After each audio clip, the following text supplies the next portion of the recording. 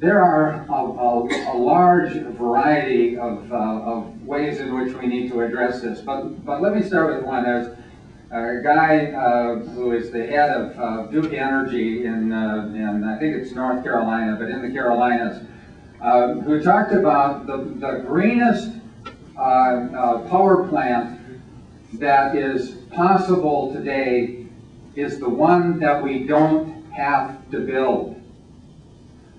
It's about energy efficiency.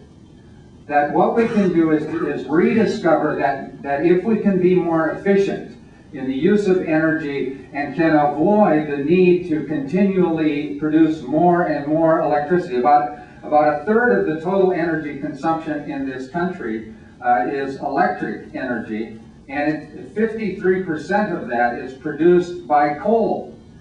If we can cut down on our consumption, we can reduce the demands for additional energy. The same way in terms of oil. We have 4% of the world's population. We consume over 20% of all of the oil consumed in the world.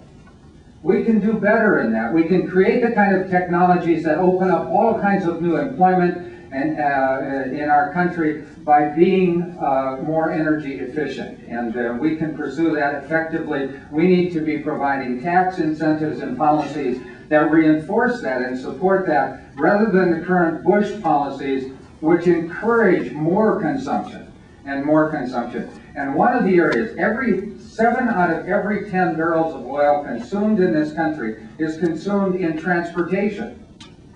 All we have to do to encourage that efficiency is improve the CAFE standards, which the Bush administration, CAFE standards, the efficiency standards in our vehicles. The Bush administration has been stonewalling and blocking any movement at trying to improve the efficiency of our automobiles. That in itself would do a tremendous amount in terms of reducing our dependence on foreign oils and reducing the emissions that we're putting into our atmosphere. So all across the board, I think there are important steps that we can be taking. The most important one is wresting control of this government from big oil. And we need to start there with a new president and a new Congress. Conservation is definitely a small part of the solution. A big part of the solution is investing in sustainable energy technologies that do not pollute. We must maintain our baseload power sources today. But if we're going to create jobs for our union workers, we must move into the future. In the 80s and 90s, our union workers lost out on the technology advance that occurred. These were not good quality union jobs. They were high-tech jobs and people sitting designing computers at universities. Now we have an opportunity to create very, very good quality, high-paying union jobs in the sustainable energy area. And we can miss out on that.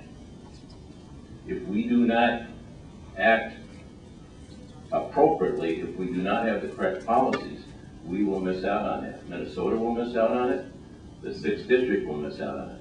My proposal is $30 billion a year for the next 10 years invested by Congress, not directly, but in massive loan guarantee funds, like the REA had back in the 1930s and 1940s that spread utilities and electricity across this country, and in tax incentives that drift to the middle class, to the working class, that create jobs.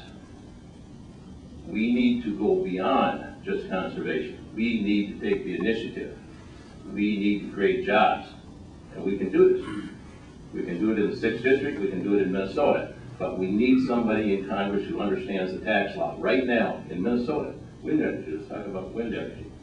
Wind energy is owned 75% by out-of-state companies.